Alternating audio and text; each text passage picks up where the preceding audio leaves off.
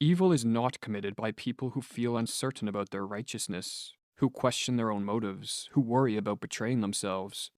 The evil in this world is committed by the spiritual fat cats, by the Pharisees of our own day, the self-righteous who think they are without sin because they are unwilling to suffer the discomfort of significant self-examination.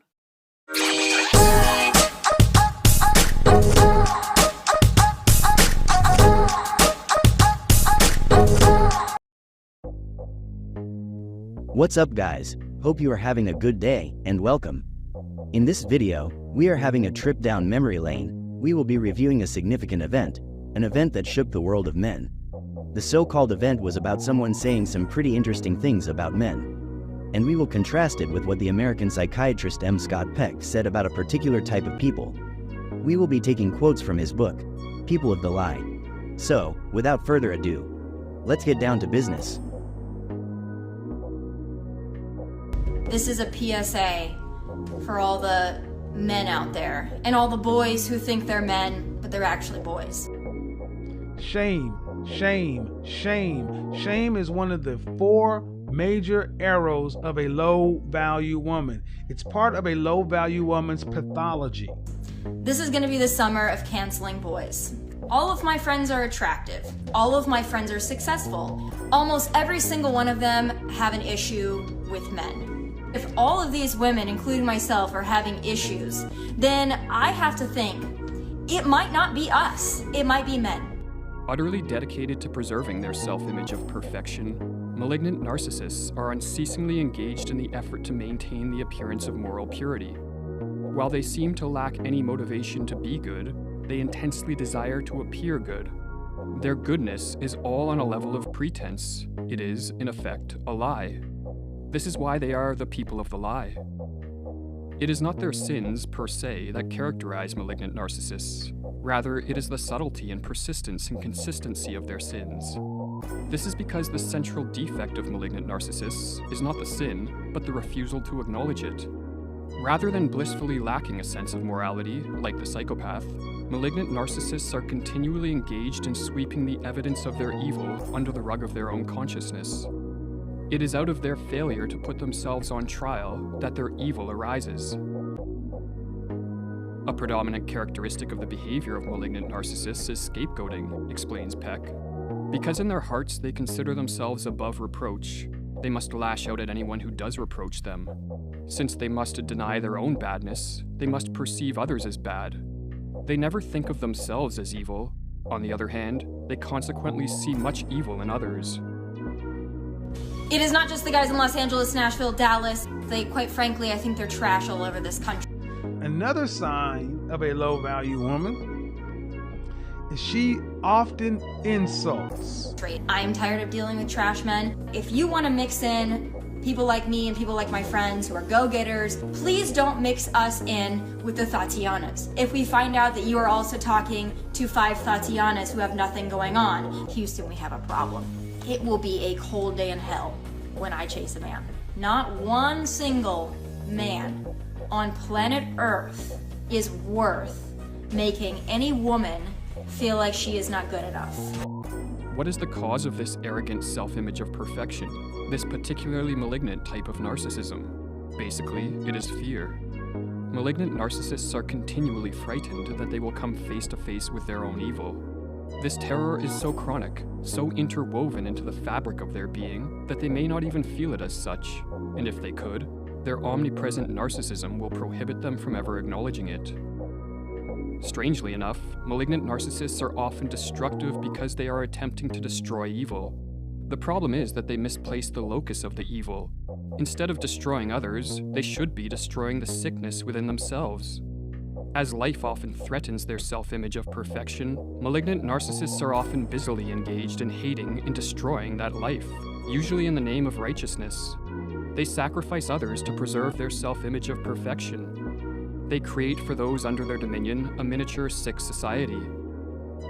But if all of these women, including myself, are having issues, then I have to think, it might not be us. Usually the common denominator is the problem. And if the common denominator is you, then usually it's you that's the problem. But I will give her the benefit of the doubt and say, current Western culture is not ideal for finding a mate. Now, if you want to be inconsistent and you want to ghost and you want to fall off the radar, that's fine, but I'm going to give you a pro tip.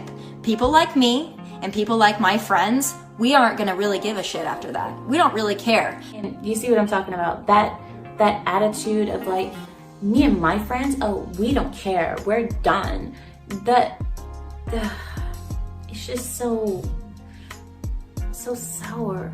I find this attitude that she presents throughout this whole video, this attitude that my dating problems and my friends' dating problems are the problem of men, and that men are the problem, and that there are no good men. This attitude bothers the crap out of me for several reasons. So despite what she would go on to say in her follow-up video, she kind of seems to be doubling down on the idea that just men are trash. And I will say that it's true. A lot of guys are trash, a lot of women are trash, a lot of people are trash nowadays. Yes. Especially in regard to dating. So I'm not going to push back on that. But I think, you know, if you are someone, and this is not just an issue Tomi Loren has, where you can't find anybody, at a certain point you need to step back and think, what am I doing wrong? Yeah. Because there are good people out there who do want to date seriously, start a family and all that. And if you can't find any of them, you may be just looking in the wrong place or not putting out maybe the right message or the right signals. I talk to my mom about this a lot, and she says, well, maybe it's just the guys in Texas. Maybe it's just the guys in Los Angeles. It is not just the guys in Los Angeles, Nashville, Dallas, and they're not any better in the Midwest. Quite frankly, I think they're trash all over this country. I've been thinking about this a lot lately too, and I talked to my mom about it, and she suggested that maybe it's the men who I'm attracting. Maybe it's the men I'm choosing. I love my mom, but she is so out of touch. It's not me, Mom. Men are trash everywhere in this country. Tomi said that we don't want you to just text us. We want you to take us out to dinner. We want to see you. We want to go on a hike. We want to have coffee with you. Make plans with us. First, I find it really damaging when someone of influence is ranting about this and sort of spewing this rhetoric, because young girls do kind of see this, and I think this is really damaging to young girls and just women in general, because first of all, it's not true that all men are bad, and if you're having a perpetual problem dating, it's either the people you're choosing or you, or it's a combination of both. So that's my stance on it. She's trying to compare basically how women view men to the same as how men view women. It doesn't work exactly that way.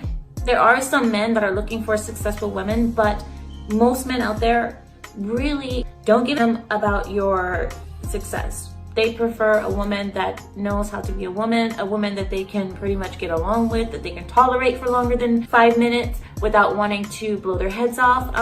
Usually a woman that is easy on the eyes, feminine, that really matters. Men don't like masculine women. If they know that they're successful and they're intelligent, they might have an attitude problem. She goes on and says that men are trash. She uses that term quite a bit throughout the rant.